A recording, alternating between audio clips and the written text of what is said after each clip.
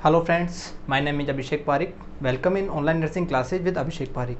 आज का मेरा नया टॉपिक है इंट्रोडक्शन ऑफ साइकेट्रिक। जो साइकेट्रिक होती है उसके अंदर जो नॉर्मल प्रोसेस है, उसकी डेफिनेशन है और जो उसके डेवलपमेंट है साइकेट्रिक का, उसके आगे जो अपन देखेंगे।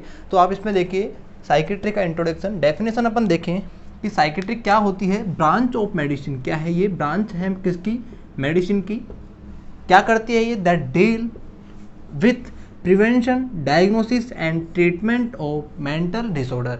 क्या करता है ये जो साइकेट्रिक है, वो क्या करती है, प्रिवेंशन करती है, डायग्नोसिस करती है एंड ट्रीटमेंट करती है किसका, जो मेंटल डिसऑर्डर होते हैं उनका। ठीक है, मेंटल डिसऑर्डर अपन देखे पहले कि डिसऑर्डर क्या होता है। डिसऑर्डर एक अपने डिजीज कंडीशन, जैसे अपन डिस तो क्या होता है, एक प्रोसेस है डिजीज की। ठीक है, कंडीशन जो अपन एब्नॉर्मलिटी होती है उसको अपन देखते हैं डिस के अंदर। और अपन देखें ऑर्डर, जो नॉर्मल प्रोसेस होती है अपनी, कोई भी काम करने की जो क्षमता होती है, कोई प्रोसेस होती है, उसको क्या बोलते हैं अपन, ऑर्डर। ठीक है, और उस ऑर्डर के अंदर एबनॉर्मलिटी आ जाए तो उसको क्या बोलेंगे अपन, डिसऑर्डर बोलते हैं।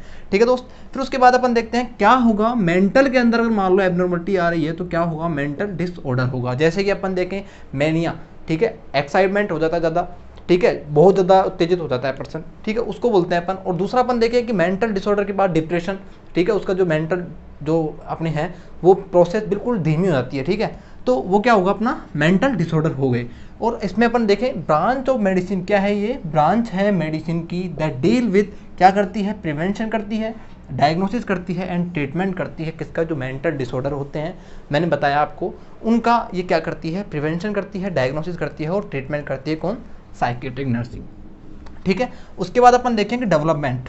जो साइकेट्रिक के अंदर अलग अलग डेवलपमेंट हुए, अलग अलग टाइम पे अलग अलग डेवलपमेंट हुए, वो आप इसके अंदर देखिए क्या हुआ डेवलपमेंट। मैंने जो मेन पॉइंट थे जो एग्जाम के अंदर पूछे जाते हैं और जो आगे पूछे जा सकते हैं, वो मैं पॉइंट आपके लिए मैन लेके आया हूँ। तो आप इसमें देखिए फर्स्ट पॉइंट अपन देखें इसके अंदर, फर्स्ट साइकेट्रिक नर्स, जो पहली साइकेट्रिक नर्स थी वो कौन थी, मिस लिंडा रिचार्ड। ठीक है, मिस लिंडा रिचार्ड नाम से एक साइकेट्रिक नर्स थी, वो अपनी कौन थी, फर्स्ट साइकेट्रिक नर्स थी। ठीक है, उसके बाद अपन देखें फर्स्ट टेक्स्ट बुक, जो साइकेट्रिक जो टेक्स्ट बुक थी, पहली साइकेट्रिक की जो बुक आई थी, टेक्स्ट बुक आई थी, वो कब आई थी, 1812 के अंदर ये टेक्स्ट बुक आई थी। ठीक है, किसके द्वारा आई थी, बेंजामिन रश के द्वारा ये आई थी। ठीक है, इसमें से कई बार क्वेश्चन पूछ लिया जाता है कि भाई एक तो सन पूछ लिया जाता है कि कब आई थी, और फिर उसके बाद पूछा जाता है कि इसका जो राइटर है वो कौन था, ठीक है, किसने इसको रिटर्न किया था। ठीक है, तो वो चीज़ अपन देखें। उसके बाद अपन देखें कि इंडियन ल्यूनाटिक एक्ट है वो कब आया था, कब हुआ था ये, इंडियन ल्यूनाटिक एक्ट है वो 1912 के अंदर आया था। ठीक है, 1912 के अंदर ये आया था। उसके बाद देखें अपन फर्स्ट जो सर्जरी है, क्या फर्स्ट सर्जरी है, ये एस एक्ट का मतलब है सर्जरी इन साइकेट्रिक। जो साइकेट्रिक के अंदर पहली बार जो सर्जरी हुई थी वो कब हुई थी, 1936 के अंदर ये फर्स्ट सर्जरी हुई थी। और कहाँ हुई थी, फ्रंटल लोब की जो सर्जरी हुई थी, फ्रंटल लोबेक्टोमी। ठीक है, लोबेक्टोमी का मतलब आप जानते हैं, ठीक है, लोब को उठाना, रिमूव करना। ठीक है, लोबेक्टोमी अपन देखते हैं, फ्रंटल लोबेक्टोमी इसके अंदर हुई थी। फर्स्ट सर्जरी है, कब हुई थी, 1936 के अंदर। इंडियन जो मेंटल हेल्थ एक्ट है, इंडियन मेंटल हेल्थ एक्ट है वो कब आया था, 1987 के अंदर ये इंडियन मेंटल हेल्थ एक्ट आया था। ठीक है फ्रेंड्स, अपन ने क्या देखा, अपन देखा introduction of psychiatric, branch of medicine that deal with the prevention, diagnosis and treatment of mental disorder. ठीक है, मेंटल डिसऑर्डर का प्रिवेंशन करता है, डायग्नोसिस करता है और ट्रीटमेंट करता है। ठीक है, डेवलपमेंट में पर देखा कि फर्स्ट साइकेट्रिक जो नर्स थी वो कौन थी, मिस लिंडा रिचार्ड। दूसरा अपन ने देखा कि जो फर्स्ट टेक्स्ट बुक है वो कब आई थी, 1812 के अंदर आई थी, किसके द्वारा, बेंजामिन रश के द्वारा। उसके बाद अपन ने देखा इंडियन ल्यूनाटिक एक्ट है वो कब आया था, 1912 के अंदर आया था। उसके बाद अपन ने देखा कि जो फर्स्ट सर्जरी है साइकेट्रिक की वो कब हुई थी। नेक्स्ट अपन देखें characteristic of mental healthy person. जो मेंटली हेल्दी पर्सन होता है उसके क्या क्या विशेषताएं होती है, उसके क्या क्या कैरेक्टरिस्टिक होते हैं, अपन उसके अंदर देखें। तो कई बार इसके अंदर से भी एग्जाम में क्वेश्चन आ जाते हैं। तो अपन देखें इसके अंदर क्या, इसके अंदर क्या होता है, इनसाइट प्रेजेंट होती है, खुद के बारे में जानता है कि मैं कौन हूँ, ठीक है, क्या टाइम हो रहा है, प्लेस क्या है, पर्सन कौन है। ठीक है, तो उसके बारे में जानता है, अपने बारे में जानता है। ठीक है, इनसाइट उसके अंदर प्रेजेंट होती है, खुद के बारे में ये पर्सन जानता है। ठीक है, दूसरा अपन देखें मेंटल सेल्फ रिस्पेक्ट, जो खुद की रेस्पेक्ट है वो करेगा। ठीक है, मेंटेन करेगा खुद की रेस्पेक्ट को। उसके बाद अपन देखें क्या, रेस्पेक्ट टू द अदर्स, जो दूसरे लोगों की रेस्पेक्ट करना भी ये जानेगा। ठीक है, दूसरों की रेस्पेक्ट भी ये करेगा। कौन, मेंटली जो हेल्दी पर्सन है उसकी विशेषताएं अपन देख रहे हैं। कौन, मेंटली जो हेल्दी पर्सन है वो क्या करेगा, रेस्पेक्ट करेगा, खुद की रेस्पेक्ट भी करना जानेगा, उसको मेंटेन करेगा और क्या करेगा, दूसरों की रेस्पेक्ट भी ये करेगा। उसके बाद अपन देखें एबिलिटी होगी उसके अंदर किसकी, कंट्रोल इमोशंस, इमोशंस को कंट्रोल करने की उसके अंदर एबिलिटी होगी, उसके अंदर योग्यता होगी कि वो अपने इमोशंस हैं उसको कंट्रोल कर पाए, ठीक है। उसके बाद अपन देखें नेक्स्ट पॉइंट क्या होगा, फ्री फ्रॉम इंटरनल एंजाइटी, क्या होगा, फ्री होगा इंटरनल एंजाइटी से और कॉन्फ्लिक्ट से, ठीक है, अपनी प्रॉब्लम को सॉल्व कर पाएगा और क्या करेगा, सेल्फ डिसीजन ले पाएगा, खुद के डिसीजन मेकिंग होगी इसके अंदर कि खुद इसके अंदर एक एबिलिटी होगी कि अपने डिसीजन खुद ले पाए, ठीक है, वो क्या होगा, मेंटली हेल्दी पर्सन हो गया। उसके बाद अपन नेक्स्ट क्वेश्चन देखें, नेक्स्ट जो पॉइंट देखें अपन, एबिलिटी टू फेस, क्या करेगा, फेस करेगा, एबिलिटी है उसके अंदर कि प्रॉब्लम को सॉल्व करने की, ठीक है, प्रॉब्लम्स को फेस करने की एबिलिटी होगी और ट्राई करेगा कि सॉल्व देम, ठीक है, उनको सॉल्व कर सके, उसको ट्राई करेगा ये, ठीक है। तो अपन किसके बारे में देखा, अपन ने मेंटली जो हेल्दी पर्सन है उसकी कैरेक्टरिस्टिक अपन ने देखे। इसके बाद अपन देखे मान लो कि जो मेंटली इल पर्सन है,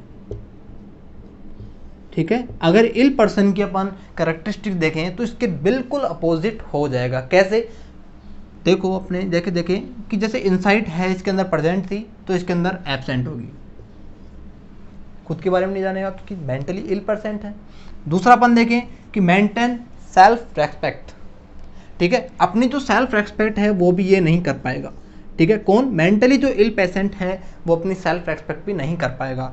दूसरा अपन उसके बाद में देखे पॉइंट क्या होगा, रेस्पेक्ट टू द अदर, तो ये भी इसके अंदर नहीं कर पाएगा। जो पेशेंट है, मेंटली इल पेशेंट है, वो दूसरों की रेस्पेक्ट नहीं कर पाएगा, खुद की मेंटेन नहीं कर पाएगा, खुद की जो रेस्पेक्ट है वो मेंटेन नहीं कर पाएगा।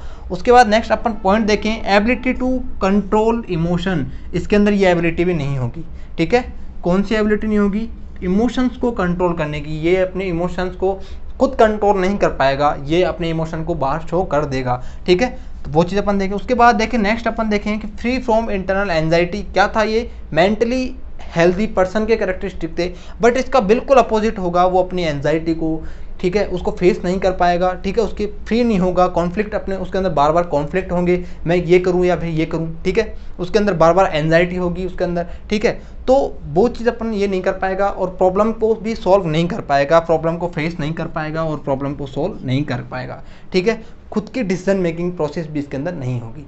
तो ये क्या थी इसके अंदर, पहले अपन ने देखा मेंटली हेल्दी जो पर्सन है उसके कैरेक्टरिस्टिक, उसके बाद में अपन ने देखा कि अपोजिट किसके होता है, जो मेंटली इल पर्सन है उसके बिल्कुल अपोजिट, ये सारे जो मैंने पॉइंट बताए हैं जो मेंटली हेल्दी पर्सन के, वो बिल्कुल अपोजिट हुआ कि इसके अंदर मेंटली इल पेशेंट के अंदर। इसके बाद अपन नेक्स्ट देखें अपन कि जो मेंटल इलनेस की जो मिसकंसेप्शन है, लोगों की अलग अलग अवधारणाएं होती है, उसके बारे में अपन देखें क्या क्या मिसकंसेप्शन होते हैं, उसके अंदर से कैसे कैसे अपने अंदर क्वेश्चन पुटअप होते हैं, वो उसके अपन पॉइंट लेके आए हैं एक बार, वो आप देख लीजिए। 3 पॉइंट मैं लेके आया हूँ आपके लिए, इसमें से कई बार क्वेश्चन पूछा जाता है कि, और कई बार पूछे भी गए हैं पिछली बार और आगे भी आ सकते हैं इसके अंदर क्वेश्चन। तो आप देखिए इसके अंदर क्या, मेंटल इलनेस, क्या अवधारणा है अपनी इसके अंदर कि जो मेंटल इलनेस है cause by supernatural power, क्या है ये, क्यों होता है कि सुपर नेचुरल पावर है, ये क्या उदाहरण है लोगों की सामाजिक भ्रांतियाँ क्या है कि लोग सोचते हैं कि ये एक सुपर नेचुरल पावर है, नेचुरल पावर नहीं है ये एक क्या है, सुपर नेचुरल पावर है, अलग ही एक पावर है, ठीक है। तो उस चीज़ को लोग नहीं समझते कि ये एक मेंटल प्रोसेस है, मेंटल डिस्टर्बेंस हुआ है, ठीक है, तो वो चीज़ लोग नहीं समझते, वो सोचते हैं कि सुपर नेचुरल पावर है, या फिर कई जैसे देवता वगैरह मानते हैं, कोई क्या मानता है, ठीक है, तो वो चीज़ अपन इसके अंदर मानते हैं, ठीक है। दूसरा अपन देखें कि mental illness is not treatable, ठीक है, दूसरा अपना पॉइंट है कि लोग क्या सोचते हैं कि मेंटल जो इलनेस है वो नॉट ट्रीटेबल है, ट्रीटेबल नहीं है, ट्रीट नहीं किया जा सकता इसको, लोग सोचते हैं कि ये इसका ट्रीटमेंट संभव नहीं है, तो ये चीज़ संभव है, लोग सोचते नहीं है इस चीज़ को, बट ये चीज़ संभव है। अगर आप टाइम पे डॉक्टर के पास जाएं, साइकेट्रिक हॉस्पिटलों के अंदर अगर जाएं और उसका इलाज करवाएं तो आराम से ये चीज़ संभव है, उसका ट्रीटमेंट भी हो सकता है। तो ये इसके अंदर मिसकंसेप्शन था। उसके बाद अपन देखें कि जो mental illness is cure after marriage, इसके अंदर से कई बार क्वेश्चन आए हैं, जो एम्स के एग्ज़ाम हैं या फिर अलग जो एग्ज़ाम्स हैं उसके अंदर कई बार क्वेश्चन पूछा जाता है कि इसके अंदर जो मैरिज के बाद में क्योर हो सकता है क्या, कि जो मेंटल इलनेस है वो क्योर हो सकती है क्या, मेंटल इलनेस मैरिज के बाद में, ठीक है। तो वो चीज़ अपन इसके अंदर देखें, ये भी एक अवधारणा ही है, जो मेंटल इलनेस है वो क्या है, एक मिसकंसेप्शन है क्या, जो मेंटल इलनेस के बाद में क्योर होना मैरिज के बाद में, ठीक है। क्या होगा इसके अंदर, मैरिज के बाद में क्योर नहीं हो सकती। हाँ, ये जरूर हो सकता है कि अगर मान लो मैरिज की वजह से ही कि उसकी शादी नहीं हो रही, इसी वजह से वो मेंटल इलनेस हुआ हो, ठीक है, तो इस वजह से उसकी कोज, ये अगर कोज हो उसका, तो उसकी वजह से वो ट्रीट हो सकता है। बट अगर ये कोज नहीं है तो वो ट्रीट नहीं होगा, ठीक है दोस्तों। तो ये इसके मिसकंसेप्शन थे, इसमें से कई बार क्वेश्चन पूछा जाता है, ज़्यादातर क्वेश्चन पूछा जाता है कौन सा है, ये कि मैरिज के बाद में अपना जो मेंटल इलनेस है वो क्योर हो सकती है या नहीं हो सकती, ठीक है दोस्तों। मेरा ये टॉपिक कंप्लीट हुआ, जो इंट्रोडक्शन ऑफ साइकेट्रिक है। आप ज़्यादा से ज़्यादा देखें, लाइक करें और पूरा वीडियो देखें, जिससे आपको अच्छी तरह समझ में आए। मैंने कई पहले टॉपिक बनाए हैं, आप उसको भी देखें। और मेंटल इलनेस से रिलेटेड, मेंटल हेल्थ से रिलेटेड मैं आगे क्वेश्चन लाता रहूँगा और टॉपिक्स भी लाता रहूँगा। इससे रिलेटेड जो क्वेश्चंस है वो भी मैं आपको पुटअप करता रहूँगा, आपके लिए लाता रहूँगा। Thank you for watching.